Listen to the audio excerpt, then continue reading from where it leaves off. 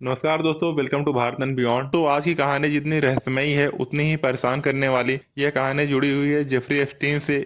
Jeffrey Epstein. Jeffrey Epstein. Jeffrey एक Epstein ऐसा has नाम जिसने पूरी दुनिया को झकझोर कर रख दिया। टीन के प्राइवेट आइलैंड पर सिर्फ आलीशान पार्टियां नहीं होती थी, बल्कि कुछ बेहद ही अजीब और सवाल खड़े करने वाली चीजें भी थी। इन्हीं में से थी एक रहस्यमय बिल्डिंग, नीले और सफेद रंग में रंगी हुई। सालों तक लोग अंदाजा लगाते रहे आखिर ये क्या है, क्या कोई म्यूजिक स्टूडियो या फिर स्पा बाथ हाउस जैसा कुछ। लेकिन बाद में अमेरिकी एजेंसियों के दस्तावेज सामने आए तो एक चौंकाने वाला सच सामने आता है कि एप्स्टीन इस बिल्डिंग को मस्जिद कहता था। और यहीं से कहानी और ज्यादा अजीबोगरीब मोड़ लेती है। रिपोर्ट्स के मुताबिक इस बिल्डिंग को सजाने के लिए उसने काबा से जुड़े खास कपड़े मंगवाए थे। इनमें किस्वा भी शामिल था। ये वही पवित्र चादर है जो काबा को ढकती है। सोचिए, जिस चीज को करोड़ों मुस्लिम बेहद सम्मान और आस्था के साथ देखते हैं, उसे इसने अपनी सजावट का हिस्सा बना लिया। और ये सब यहीं खत्म नहीं होता। एप्स्टीन खुद को सेक्युलर ज्यू मानता था, लेकिन इस्लामिक आर्टिफैक्ट के प्रति उसका झुकाव साफ दिखता है। उसने सीरियन डिजाइन से प्रेरित होकर एक गोल्डन डोम बनाया और इसके लिए खास टाइल्स उज्बेकिस्तान से मंगवाई। और सबसे चौंकाने वाली बात यह है कि उस आर्टिस्ट को निर्देश दिया गया कि डिजाइन में अल्लाह की जगह उसका नाम जे और ई डाला जाए, मतलब जेफरी एप्स्टीन। अब सवाल उठता है, ये सब क्यों? असल में एप्स्टीन दुनिया के सबसे अमीर और प्रभावशाली लोगों के करीब रहना चाहता था। इसी मकसद से उसने सऊदी अरब के बड़े नेताओं से संपर्क बनाए, यहाँ तक कि क्राउन प्रिंस मोहम्मद बिन सलमान से भी उसकी मुलाकातें हुई। इन्हीं हाई प्रोफाइल रिश्तों के जरिए उसे ये खास चीजें हासिल हो सकी। और फिर 2017 में एक ताकतवर तूफान आया